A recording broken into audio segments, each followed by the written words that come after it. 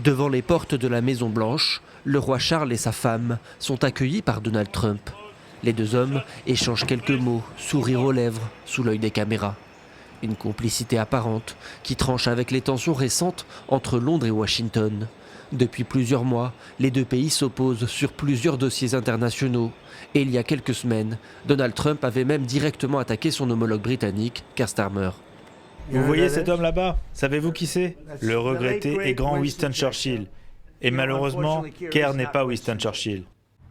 Derrière une mission en apparence protocolaire, se profile donc un exercice diplomatique délicat, avec un objectif clair, tenter de recoller les morceaux.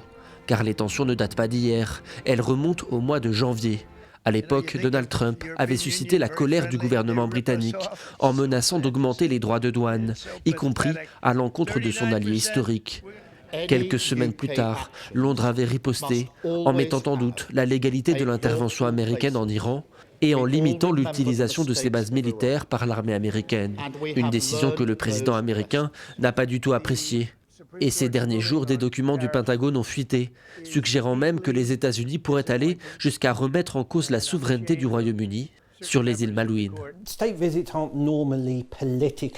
Normalement, les visites d'État ne sont pas politiquement controversées de cette manière, mais il est clair qu'avec ce qui s'est passé en Iran, celle-ci est devenue encore plus polémique. Mais ils voyagent sur les conseils du gouvernement britannique. C'est en fin de compte leur décision s'ils s'y rendent. Downing Street entend donc transformer cette proximité en levier diplomatique. Donald Trump avait même dit considérer Charles comme son ami. Le souverain britannique doit s'exprimer ce soir devant le Congrès pour tenter de faire oublier les tensions entre les deux pays.